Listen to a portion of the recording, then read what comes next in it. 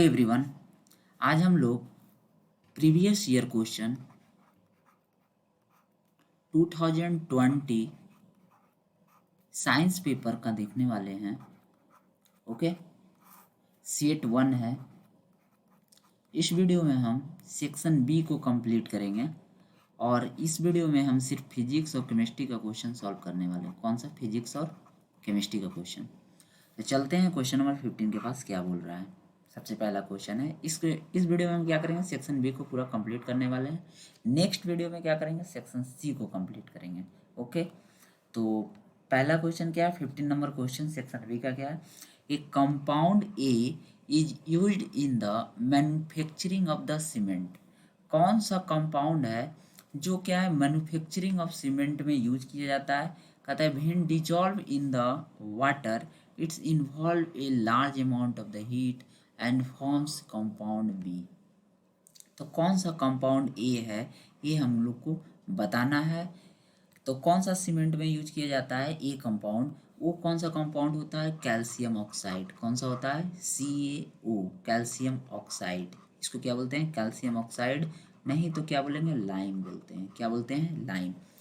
इसके हेल्प से ही बना है, इसको चूना भी बोलते हैं। ओके, तो ये क्या हो गया, एक कंपाउंड है in manufacturing when dissolve in water. इसको जब हम वाटर में डिजॉल्व करते हैं, कौन सा कंपाउंड ए जो डिजॉल्व होगा वाटर में, ठीक है, it is involve large amount of it. तो ये कौन सा है, जब कैल्शियम ऑक्साइड को आप क्या कीजिएगा, वाटर में डिजॉल्व कीजिएगा तो क्या बनाता है, कैल्शियम ऑक्साइड जब वाटर में डिजॉल्व होगा तो बनाएगा कैल्शियम हाइड्रो ऑक्साइड। क्या बनाएगा, कैल्शियम हाइड्रो ऑक्साइड। अब आप देखते होंगे चूना, जब भी आप देखे होंगे डालते हो पानी में डालने के बाद उसमें क्या होता है, हीट प्रोड्यूस होता है। ओके, तो ये हीट प्रोड्यूस हुआ। कैल्शियम हाइड्रो ऑक्साइड को हम क्या बोलते हैं, दूसरा नाम इसका सिलिक्ड लाइम भी है। क्या नाम है इसका, सिलिक्ड लाइम। ओके, ये भी हमको याद रखना पड़ेगा, ठीक है। सिलेक्ट लाइम, सिलेक्ट लाइम इसको बोलते हैं। कैल्शियम ऑक्साइड वाटर के साथ रिएक्ट करेगा तो कहता है कि कौन सा compound, it involves A large amount of heat and forms में कंपाउंड बी। तो कंपाउंड बी कौन सा हो गया, जो बन रहा है कैल्शियम हाइड्रोक्साइड हो गया। Okay, right chemical equation for reaction of A with water. यही ये क्या है आपका, यही है। और जब वाटर के साथ रिएक्ट कर रहा है, ये क्या है आपका, वाटर है। वाटर के साथ रिएक्ट कर रहा है, क्या बन रहा है, कैल्शियम हाइड्रोक्साइड। ये रिएक्शन आप लिख दीजिएगा इजीली, ठीक है। List two type of reaction in which this reaction में बी क्लासिफाइड। कौन कौन सा रिएक्शन, ये जो रिएक्शन हो रहा है केमिकल रिएक्शन, ये कौन सा रिएक्शन है। तो दो टाइप का रिएक्शन हो रहा है, देख रहे हैं, दो कंपाउंड मिल रहा है, ए कंपाउंड है और दो बी कंपाउंड है, दोनों मिल रहा है, तो इसको कौन सा रिएक्शन बोलेंगे, कॉम्बिनेशन। क्योंकि यहाँ पे दो कंपाउंड आके क्या हो रहा है, मिल रहा है। जब दो कंपाउंड आके मिलता है उसको कौन सा हम रिएक्शन बोलते हैं, उसको कॉम्बिनेशन रिएक्शन बोलते हैं। और यहाँ पे हीट भी प्रोड्यूस हो रहा है, हीट प्रोड्यूस हो रहा है तो इसको और क्या बोलेंगे, एक्सोथर्मिक रिएक्शन, ठीक है। क्योंकि हीट प्रोड्यूस हो रहा है, इसका दो नाम हो गया। इस रिएक्शन को दो नाम हम बोल सकते हैं एक्सोथर्मिक और क्या बोल सकते हैं, कॉम्बिनेशन रिएक्शन। ओके, तो ये आपका 15 नंबर क्वेश्चन है। ये बहुत ही इंपॉर्टेंट क्वेश्चन है, इसको आप ध्यान रखिएगा। क्वेश्चन नंबर 16 क्या है, कहते हैं only one half of the water molecules in shown in the formula of plaster of Paris. कहता है कि half of the water molecules ही शो क्यों होता है formula of plaster of Paris में, ऐसा क्यों होता है। देखो प्लास्टर ऑफ पेरिस में होता क्या है, प्लास्टर ऑफ पेरिस किससे बनता है, जिप्सम से बनता है, पता है आपको। CaSO4 क्या होता है, 2H2O। ये क्या है, जिप्सम है। क्या है, जिप्सम। तो जिप्सम है, तो जिप्सम का जो फार्मूला होता है ये हो गया। जब इसको हम क्या करते हैं 100 डिग्री सेल्सियस पे, कितना डिग्री सेल्सियस पे, 100 डिग्री सेल्सियस पे जब हीट कीजिएगा आप, तो क्या बनाएगा, जब भी इसको 100 डिग्री सेल्सियस पे हीट कीजिएगा तो ये क्या बनाता है, कैल्शियम सल्फेट, ठीक है, ½ H2O, यही बनाता है। ½ H2O प्लस क्या बनाता है, 1/1.5 क्या है, वाटर ऑफ क्रिस्टलाइजेशन को क्या करता है, बाहर आउट करता है, यही होता है। तो यहाँ पे क्या होता है, 100 डिग्री सेल्सियस पे इसको आप जब गर्म कीजिएगा तो क्या होगा, इसको और क्या लिख सकते हैं, 3/2। 3/2 पार्ट जो वाटर है, वाटर ऑफ क्रिस्टलाइजेशन है, वो वेपराइज हो जाता है।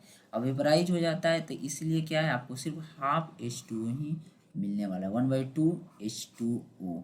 यही बोल रहा है only 1/2 of the molecule shown in formula plastic. ऐसा क्यों होता है? क्योंकि 100 डिग्री सेल्सियस पे 3/2 पार्ट जो है क्रिस्टलाइजेशन ऑफ वाटर वो क्या कर देता है? लॉस कर देता है। इसी कारण कैल्शियम सल्फेट के साथ फिर क्या होता है? Half part of the water. तो इसमें हम यही लिखेंगे कि 100 डिग्री सेल्सियस पे क्या 3/2 ऑफ वाटर को लॉस कर देता है। ओके, इसका आंसर यही हुआ। Sodium hydrogen carbonate is used as an anti acid. Sodium hydrogen carbonate को हम लोग एंटी एसिड जैसा क्यों यूज करते हैं? तो देखो, सोडियम हाइड्रोजन कार्बोनेट है क्या? सोडियम हाइड्रोजन कार्बोनेट है जो एक क्या है? बेस है। एंटी एसिड मतलब क्या है आपका? जो एंटी एसिड मतलब क्या है? एसिडिक कैरेक्टर जो है आपका बढ़ गया है। एसिडिक कैरेक्टर ऐसा क्यों बढ़ जाता है? क्योंकि इनडाइजेशन के कारण हो गया। तो सोडियम हाइड्रोजन कार्बोनेट एक बेस है। बेस में भी क्या है? एक एल्केलीज है। एल्केलीज क्या होता है? जो वाटर सोल्यूबल होता है। ठीक है, तो जब भी क्या होता है एल्केलीज को हम एसिडिक कैरेक्टर बढ़ गया तो एल्केलीज और एसिडिक नेचर दोनों मिलेगा तो क्या होगा? न्यूट्रल बनाएगा। एसिड और बेस मिलता है तो क्या होगा? न्यूट्रल। तो न्यूट्रलाइज करने के लिए यूज होता है। तो इसीलिए sodium hydrogen carbonate use anti acid इसलिए यूज होता है क्योंकि यह क्या करता है? आपका पेट में जो एसिडिक कैरेक्टर है इंडाइजेशन के कारण जो खराब हो गया उसको सही करेगा। ओके, अब क्वेश्चन नंबर 3 क्या है ये देखते हैं। कहता है on strong heating blue coloured copper sulphate crystal turns white. कहता है स्ट्रॉन्ग हीटिंग के बाद क्या होता है? ब्लू कलर्ड कॉपर सल्फेट क्यों व्हाइट में हो जाता है भाई? तो ब्लू कलर्ड क्रिस्टल क्या होता है भाई? अभी ये जान लो। तो ये जो होता है क्या होता है? Copper sulphate 5H2O। क्या होता है? 5H2O। जब इसको आप हीट कीजिएगा, हीट करने के बाद क्या होता है? ये जो होता है ये क्या होता है? कॉपर सल्फेट में होगा और क्या बनाएगा? 5H2O ऑफ क्रिस्टलाइजेशन को क्या करता है? लॉस कर देता है। ओके, जब ये लॉस कर देगा तो क्या होगा? ये वाटर इसमें होता है। क्या होता है? इसमें वाटर होता है। ये क्या है आपका? ब्लू विट्रॉल इसको बोलते हैं। क्या बोलते हैं इसको? Blue vitriol. इसके कारण से इसका कलर कैसा होता है? ब्लू होता है। ठीक है, ये जो वाटर, क्योंकि वाटर भी क्या होता है? ब्लू होता है। आपको पता है अर्थ, इसको इस तरह से याद रखिए। कॉपर सल्फेट 5H2 ब्लू क्यों होता है? क्योंकि जब भी मून से अर्थ को देखा जाता है क्या है? अर्थ ब्लू दिखता है।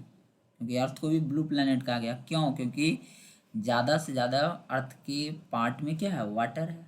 इस तरह से समझो, क्योंकि 71% वाटर है इसीलिए मून पर से जब भी देखा जाता है अर्थ को तो क्या दिखता है? ब्लू दिखता है। ठीक है, इसको ऐसे याद रखिए। तो इसमें 5H2O है ना, वाटर ऑफ क्रिस्टलाइज, इसके कारण से ब्लू रहता है। ये कभी कभी क्वेश्चन आया कि कॉपर सल्फेट 5H2O को क्या नाम है और कॉमन नाम? ब्लू विट्रॉल इसको बोलते हैं। ठीक है, तो जब इसमें वाटर ऑफ क्रिस्टलाइजेशन लॉस हो जाता है इसके कारण से क्या होता है? इसका कलर वाइट में चेंज होता है। ये क्या हो जाएगा? वाइट बन जाएगा। ठीक है, कॉपर सल्फेट जो मिलेगा आपको क्या? वाइट मिलेगा। ठीक है, तो on strong heating blue coloured copper sulphate crystal turns white. यही कारण है। ठीक है, क्योंकि वाटर ऑफ क्रिस्टलाइजेशन क्या होता है? लॉस कर देता है। यही रीजन है। ठीक है, ये 5H2O क्या है? Water of crystal. Question number 17 क्या है देखते हैं। फ्रॉम द एलिमेंट, आर्गन दिया हुआ है, बोरोन भी दिया हुआ है, sorry A B C and D। अरे यार क्या चल रहा है?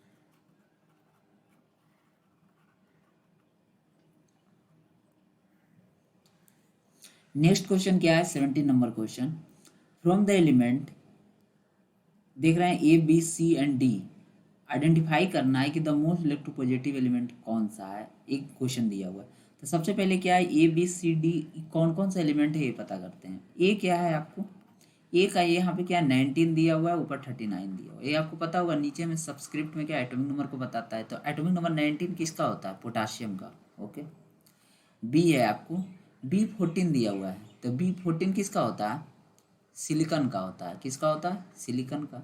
और ये क्या है? 8 किसका होता है? ऑक्सीजन का होता है। ओके, ऑक्सीजन एलिमेंट का। और डी किसका होता है? आर्गन का होता है। किसका होता है? आर्गन। ठीक है, डी मतलब 18 एटॉमिक नंबर किसका होता है? आर्गन का। 8 किसका होता है? ऑक्सीजन का। ओके, तो इसमें मोस्ट इलेक्ट्रोपॉजिटिव एलिमेंट कौन सा है? इलेक्ट्रोपॉजिटिव एलिमेंट कौन सा होता है जो इलेक्ट्रॉन को इजीली दे सके दूसरे को? तो कौन सा है इसमें से? इलेक्ट्रॉन को देने वाला कौन सा है? पोटासियम है। के, तो इसमें क्या हो जाएगा? A answer. क्योंकि के क्या है, के मतलब पोटाशियम, जो क्या है एक मेटल है, मेटल ही इलेक्ट्रोपॉजिटिव एलिमेंट हो सकता है। तो इसमें कौन सा हो गया, ए हो जाएगा आपका, इसका ए आंसर होगा। नोबल गैस में कौन सा हो जाएगा, इसमें नोबल गैस आर्गन, आर्गन एक क्या है नोबल गैस है, तो इसका हो जाएगा आर्गन। ओके। मेटलॉइड क्या है, जो मेटल नॉन मेटल दोनों कैरेक्टर को शो करता हुआ, सिलिकॉन, सिलिकॉन एक क्या है मेटलॉइड है। डी है an element which will gain 2 electron to attain nearest noble gas configuration, इसमें कौन सा है जो नियरेस्ट नोबल गैस कॉन्फ़िगरेशन को अटेंड कर सकता है 2 इलेक्ट्रॉन लेने के बाद। देखिए आर्गन तो एक नोबल गैस है ही, सिलिकॉन को तो 4 इलेक्ट्रॉन चाहिए भाई, और लेकिन ऑक्सीजन है इसमें, इसमें क्या है ऑक्सीजन, ऑक्सीजन कितना है एटॉमिक नंबर 8 होता है, तो के सेल में कितना होगा 2 इलेक्ट्रॉन को रख सकते हैं मैक्सिमम, और एल सेल में कितना है 2 इसमें रख दिए तो 6 इसके पास है। अब इसको कितना चाहिए, ऑक्टेट पूरा करने, ऑक्टेट मतलब 8 इलेक्ट्रॉन को पूरा करने के लिए 2 इलेक्ट्रॉन चाहिए भाई, तो इसमें कौन सा हो जाएगा ऑक्सीजन, एलिमेंट में कौन सा ऑक्सीजन हो जाएगा। Formula of the compound form between A and C जो बन रहा है ये कौन सा कंपाउंड फॉर्म करेगा, ए एन सी, क्या है पोटासियम है, पोटासियम का वैलेंसी कितना होता है वही बता दो, पोटासियम का वैलेंसी कितना होता है 1 होता है, जो वैलेंसी होता है उसके नीचे लिख लो भाई। सी क्या है इसमें, सी आपको क्या पता चला ऑक्सीजन है, ऑक्सीजन, ऑक्सीजन का वैलेंसी कितना होता है 2, ठीक है। तो इसको आप क्रॉस मल्टीप्लाई कीजिए इस तरह से, ठीक है, क्रॉस कीजिएगा तो ये 2 जो होगा यहाँ मल्टीप्लाई हो जाएगा, बनेगा क्या चाहिए A2C, ये 1 जाके यहाँ मल्टीप्लाई होगा तो ये A2C बन जाएगा, ठीक है। Elements belong to same period, कौन सा एलिमेंट बिलोंग्स करता है सेम पीरियड में, ये बताना है। तो कौन कौन सा इसमें एलिमेंट बिलोंग करता है सेम पीरियड में, सिलिकॉन और आर्गन, ये दोनों क्या है सेम पीरियड में एलिमेंट होगा, ठीक है। पीरियोडिक टेबल में देखिएगा silicon and argon same group से बिलोंग करता है। हाँ, क्वेश्चन नंबर 22 क्या है इसको देखिए। What happens after refraction when a ray of light parallel to the principal axis passes through a concave lens? कहता है ray of light parallel to the principal axis pass, concave lens के द्वारा जब पास करेगा तो क्या होगा, ठीक है। ये देखिए आपका कनकेव लेंस है, कनकेव लेंस के द्वारा जब पैरेलल लाइट ऑफ रेज, ये देख रहे हैं आपका पैरेलल लाइट ऑफ रेज ये मूव कर रहा है, यहाँ जा रहा है, इसके बाद टकरा रहा है, टकराने के बाद क्या हो रहा है ये डाइवर्ज कर रहा है, डाइवर्जिंग करने के बाद क्या हो रहा है ऐसा प्रतीत हो रहा है, मतलब प्रतीत मतलब अपीयर्स हो रहा है कि फोकस से लाइट आके डाइवर्ज हो रहा है, लेकिन ऐसा नहीं हो रहा, लेकिन ऐसा ही लिखना है भाई, हो नहीं रहा है लेकिन ऐसा लिखना है। लिखना क्या है कि जब भी पैरेलल रेज ऑफ लाइट आता है डाइवर्ज हो जाता है, डाइवर्जिंग होने के बाद क्या होगा वो ये देख रहे हैं ना ऐसा फील हो रहा है, फील मतलब अपीयर हो रहा है कि फोकस से आ रहा है भाई, ठीक है। देख लो ये क्या हो रहा है, देख रहे हैं अपीयर हो रहा है कि क्या हो रहा है कि फोकस से लाइट आ रहा है, अपीयर, ओके। तो पैरेलल लाइट ऑफ रेज क्योंकि यहाँ से आने के बाद डाइवर्ज हो जाता है लेंस में, ओके। यही आपको डायग्राम बना देना है और लिख देना है। दूसरा क्वेश्चन क्या है, a ray of light falls on convex lens while passing through it principal focus, principal focus पे जाता है तो क्या होता है, देखो ये क्या है कन्वेक्स लेंस है, ठीक है। कन्वेक्स लेंस में क्या है फोकस से जब पास करेगा, जब भी लाइट कोई भी लाइट यदि फोकस से पास कर रहा है, यदि इधर से भी लाइट को हम भेजते हैं, ठीक है, इधर से जब भी हम लाइट को इधर से भेजेंगे इस पे जाके टकरा रहा है तो क्या होगा पैरेलली जाएगा, किधर जाएगा पैरेलली जाने की कोशिश करेगा, ठीक है। तो जब भी फोकस से जाएगा लाइट कन्वेक्स लेंस में हमेशा पैरेलल होगा, ओके, ये भी हमको ध्यान में रखना है, ठीक है। ये आपको क्या है फोकस हो गया इधर वाला, ठीक है, ध्यान रखेंगे 2 फोकस होता है कोई भी लेंस में, दोनों लेंस में भी कनकेव और कन्वेक्स दोनों में। थर्ड में क्या है कि रे of light passes through the optical centre of convex lens, optical centre से हमेशा जाएगा तो क्या होगा हमेशा क्या होगा स्ट्रेट चलते चले जाएगा भाई। देखो कन्वेक्स लेंस है ये क्या है ऑप्टिकल सेंटर है, ये ऑप्टिकल सेंटर से जब भी ये लाइट देखो जा रहा है भाई ये सीधा लाइट तो क्या होगा सीधा चलते ही चले जाएगा, ठीक है, कहीं मुड़ना उड़ना नहीं, लाइट गया इधर से भी मारोगे तो क्या होगा लाइट सीधा चलते चले जाएगा, जैसे इधर से लाइट को भेजो ये सीधा चला जाएगा, जैसे यहाँ से जाएगा लाइट तो क्या होगा सीधा चलते चलेगा, ये ऑप्टिकल सेंटर से जाना चाहिए, ओके। यहाँ से पास होगा ऑप्टिकल सेंटर इस पॉइंट से तो क्या होगा सीधा चले जाएगा, ओके। तो ये हमको ध्यान में रखना है। क्वेश्चन नंबर 23 क्या है ये देखते हैं, नेक्स्ट क्वेश्चन की तरफ चलते हैं। कदर 2 coil of insulated copper wire are wound over a, मतलब लपटा हुआ है यार, ठीक है, a non-conducting cylinder such as shown in the figure. Coil 1 has a comparative large number of turns. State your observation. इसमें बताना है, जैसे 2 कॉइल है इसमें, ठीक है। इसमें क्या बोल रहा है कि यदि इससे हम, पहला क्वेश्चन है कि के को क्लोज करते हैं, ये क्या है, स्विच है भाई। स्विच को जब तुम क्लोज करोगे क्या होगा, इससे करंट जाएगा। करंट जाएगा तो क्या होगा, इसके अंदर में क्या है, इंसुलेटेड कॉपर वायर के अंदर में क्या है, नॉन कंडक्टिंग सिलेंडर है, ठीक है। तो ये क्या होता है, सिलेंडर इसके अंदर होने के कारण क्या है, मैग्नेट जैसा बिहेव करने लगेगा, पता होगा इलेक्ट्रोमैग्नेट बन जाएगा, ठीक है। इलेक्ट्रोमैग्नेट बन जाएगा तो क्या होगा, कुछ देर के लिए मैग्नेटिक फील्ड भी प्रोड्यूस करेगा चारों तरफ, अपने चारों तरफ क्या करेगा, ऐसे ऐसे इस तरह से क्या करेगा, मैग्नेटिक फील्ड प्रोड्यूस करेगा। और जो ये मैग्नेटिक फील्ड होगा ये क्या होगा, इसके साथ इंटरेक्ट करेगा। जब ये मैग्नेटिक फील्ड इंटरेक्ट करेगा तो इसमें भी क्या होगा, करंट दौड़ जाएगा भाई। और दौड़ेगा तो इसमें करंट क्या होगा, ये गैल्वेनोमीटर है, ठीक है। गैल्वेनोमीटर है तो क्या होगा भाई, एक चीज़, रुक जाओ दूसरा कलर ले लेते हैं।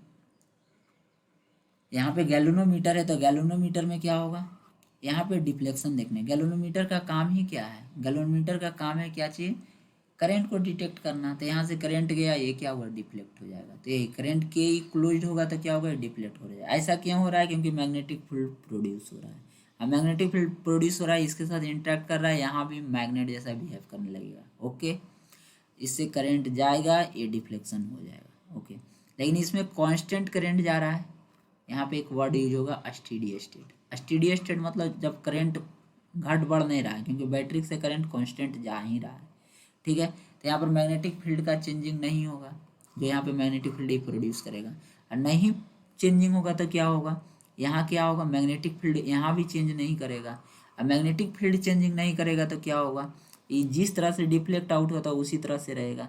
लेकिन जैसे ही आप इसको क्लोज कीजिएगा, ये मैग्नेटिक बिहेवियर को खोएगा, फिर से करंट वापस दौड़ने लगेगा, फिर यहाँ से इधर डिफ्लेक्ट कर देगा अपोजिट डायरेक्शन में। तो इसमें क्या होगा, जिस डायरेक्शन में इधर डिफ्लेक्ट होगा इसके opposite. The list 2 causes of hypermetropia. Hypermetropia का 2 कॉजेज बताओ। तो हाइपरमेट्रोपिया क्या होता है, हाइपरमेट्रोपिया में क्या होगा, आपका लॉन्ग साइटनेस मतलब दूर का देखने का क्षमता होगा जो अच्छा होता है, ठीक है। दूर का जो देखने का क्षमता होता है क्या होता है, ठीक होता है। लेकिन इसमें डिफेक्ट क्या होता है, आपको शॉर्ट मतलब नज़दीक का वस्तु ठीक ठीक से दिखेगा नहीं, ठीक है। इसलिए कभी कभी आप कुछ टीचर को देखते होंगे कि दोनों बाँह को फैला के किताब को देखते होंगे, दोनों हाथ को फैला के। ऐसा क्यों दिखते हैं, क्योंकि उनको नज़दीक का वस्तु दिखता ही नहीं हिसाब से, उसमें क्या होगा, ब्लर दिखेगा। इसमें आपको क्या होगा, ब्लर दिखेगा, ओके। तो ये होता है क्या चीज़, हाइपरमेट्रोपिया। इसका 2 कारण क्या क्या है। पहला तो कारण जो है वो क्या होता है, low converging power of the eye lens. पहला क्या होता है, low converging power of the eye lens. और दूसरा क्या कारण हो सकता है, इसमें लिख लीजिए, low converging power of the eye lens, ठीक है। और दूसरा कारण क्या होता है, आई बॉल जो होता है, आई बॉल दिखाना चाहते हैं, आई बॉल क्या होता है। जो आई बॉल होता है ये, वो क्या होता है, डिक्रीज कर जाता है, इसका साइज ही क्या होता है, डिक्रीज कर जाता है। जिसके कारण से क्या होता है, यहाँ पे फोकल, जैसे यहाँ पे आप देख रहे होंगे, ये क्या है, रेटिना है, आई का रेटिना है। तो क्या यहाँ पे देख रहे होंगे, जो इमेज का फॉर्मेशन हो रहा है यहाँ पे हो रहा है, मतलब रेटिना के बाद फॉर्म हो रहा है। ऑब्जेक्ट देख रहे हैं, नियर बाई ऑब्जेक्ट कितना दूर है, नियर बाई ऑब्जेक्ट यहाँ पे, नियर बाई ऑब्जेक्ट आप देख रहे होंगे 25 सेंटीमीटर पे है ना, 25 सेंटीमीटर पे है। लेकिन जो इमेज का फॉर्मेशन हो रहा है नियर बाई ऑब्जेक्ट का, वो रेटिना के बाद फॉर्म हो रहा है। रेटिना क्या, एक स्क्रीन है जहाँ पे इमेज फॉर्मेशन होता है, ठीक है, एक तरह का मान सकते हैं एलईडी है, ठीक है। लेकिन यहाँ पे नहीं होगा, यहाँ पे हो रहा है, ओके। तो इसलिए यहाँ पे क्या हो रहा है, आपका जो इमेज का फॉर्मेशन हो रहा है वो ब्लर दिखता है, इसी कारण से ब्लर दिखता है, ठीक है। तो ये इसका क्या कारण हो सकता है, एक तो low converging power of the eye lens, और दूसरा कारण क्या हो सकता है, आई बॉल का साइज डिक्रीज हो जाए, ठीक है, छोटा रहे। इसको ठीक कैसे किया जा सकता है, अच्छा तुम ही समझो। यहाँ पे यदि चश्मा लगाया जाए, चश्मा लगाते हैं तो कौन सा लेंस होगा, यहाँ पे कन्वर्जिंग लेंस वाला, कन्वर्ज इसको और इतना ज़्यादा कन्वर्ज करेगी, इमेज यहाँ बनने लगे। तो यहाँ बनने के लिए क्या करना पड़ेगा, यहाँ पे हम कन्वेक्स लेंस लगाते हैं। कौन सा, कन्वेक्स लेंस। कन्वेक्स लेंस क्या करेगा, दूर का जो नज़दीक का वस्तु है उसको क्या करेगा, कन्वर्ज करेगा, कन्वर्ज करके यहाँ पे रेटिना पे बनाएगा। आप सेकेंड फिगर को देख रहे होंगे, इस सेकेंड फिगर को, ये क्या है, 25 सेंटीमीटर से ज़्यादा दूर का इमेज है, मोर देन 25 सेंटीमीटर। तो इसका इमेज कहाँ बन रहा है, मोर देन 25 सेंटीमीटर जो लिया गया है, इसका आप देख रहे होंगे कि 25 सेंटीमीटर, तो इसका इमेज बन रहा है रेटिना पे। जब उसका जो टीचर थे, वो टीचर जब अपने हाथ को फैला रहे हैं, हाथ को फैला के जब देख रहे हैं बुक को, तो क्या है, तब रेटिना पे देख रहे हैं, मोर देन 25 सेंटीमीटर इमेज है तो। ठीक है, तो करना क्या पड़ेगा, इसके लिए क्या करते हैं हम लोग, कन्वर्जिंग लेंस का यूज करेंगे। क्या चीज़ देख रहे हैं इस फिगर में, कन्वर्जिंग लेंस का यूज किया गया है, ray of converse by convex lens. इसमें क्या हो रहा है, आप इसमें इसमें हो क्या रहा है, एक मिनट, हाँ, इसमें क्या हो रहा है, जो देख रहे हैं कन्वेक्स लेंस है, ये क्या कर रहा है, यहाँ पे जो रे आ रहा है इसको क्या कर रहा है, कन्वर्ज करके रेटिना पे पहुंचा रहा है। ये रेटिना है आपका, image is form by the on the retina, retina पे फॉर्म हो रहा है इसी के कारण। ठीक है, तो आपको यहाँ से दिखेगा, लग रहा होगा आपको, ऐसा दिख रहा होगा कि वर्चुअल इमेज का फॉर्मेशन यहाँ हो रहा है, virtual image form at the index. ठीक है, जब इसको प्रोड्यूस, जब भी वर्चुअल इमेज होगा इस तरह का डैश डैश लाइन वाला जो इमेज होता है, डैश डैश लाइन इस तरह का देख रहे हैं, डैश डैश करके, ये क्या है आपका, ये वर्चुअल इमेज का मतलब डिनोट करते हैं, इस तरह से हम इसको दिखाते हैं। ठीक है, तो ये था क्या, हाइपरमेट्रोपिया का कारण। ये इमेज भी बनाना है, किस तरह से इसका इमेज का फॉर्मेशन होता है। ओके, ये है, इसका और वाला क्वेश्चन देखते हैं। ठीक है, ये आप इसका रे डायग्राम देख लीजिएगा, वही जो रे डायग्राम अभी देखे हैं इसको बनाना है। नेक्स्ट क्वेश्चन क्या है इसी में, state the relationship between the colour of the scatter light and the size of the scattering particle. तो देखो इसमें क्या होता है, colour of the scatter light, इसमें क्या होता है, जो स्मॉल साइज पार्टिकल होता है स्कैटर करता है shorter wavelength of the light को। ठीक है, और लार्ज साइज पार्टिकल जो होता है लार्जर वेवलेंथ, जो कलर का लाइट होता है, जैसे रेड कलर का सबसे ज़्यादा होता है, पता होगा रेड कलर का सबसे ज़्यादा वेवलेंथ होगा। तो जो लार्ज साइज पार्टिकल होगा वो रेड लाइट को, रेड कलर का लाइट को क्या करेगा, क्या करता है, स्कैटर करेगा। लेकिन जो लो साइज का पार्टिकल है वो क्या करेगा, वायलेट कलर को करेगा।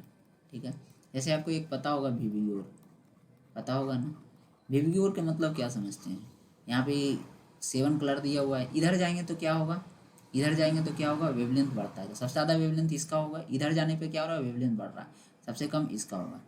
तो ऑरेंज और रेड क्या होगा, लार्ज साइज पार्टिकल से स्कैटर्ड होगा, स्मॉल साइज पार्टिकल से वायलेट और इंडिगो होता है, ये याद रखना। ठीक है, बी नंबर क्वेश्चन क्या है, the apparent position object been seen through the hot air hot air fluctuate और वेवर, ऐसा क्यों होता है भाई, and state the basic causes of this observation. ऐसा इसीलिए होता है due to the variation in physical condition of the hot air, variation आता है किसमें, physical condition of the hot air में। ठीक है, क्योंकि हॉट एयर वहाँ पे क्या होता है, रिफ्लेक्शन देखने के लिए मिलता होगा, इस तरह से, इस कारण से हमको फ्लक्चुएट और वेवर दिखता है अपेरेंट पोजीशन ऑब्जेक्ट, लगता ही रहता है कि ऐसा क्यों, क्योंकि उसका physical condition of the hot air क्या होता है, फ्लक्चुएट करता रहता है, इसके कारण से ऐसा होता है।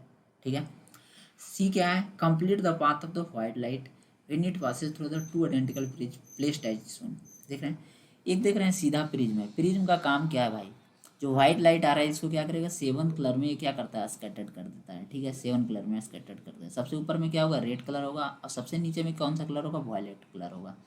ठीक है, तो इस 7 कलर में स्प्लिट कर देता है। फिर से क्या करिए, प्रिज्म को बेस को ऊपर कर दीजिए, तो क्या होगा, ये जो व्हाइट लाइट आ रहा है फिर से ये क्या होगा, 7 कलर में हुआ स्कैटर्ड, ये क्या करेगा, फिर से ये कन्वर्ट करके यहाँ से क्या करेगा, व्हाइट लाइट में दिखा देगा। कहाँ पे दिखाएगा, ये आपको स्क्रीन है यहाँ पे दिखेगा आपको, जैसे हम इस पिक्चर में आप देखिए,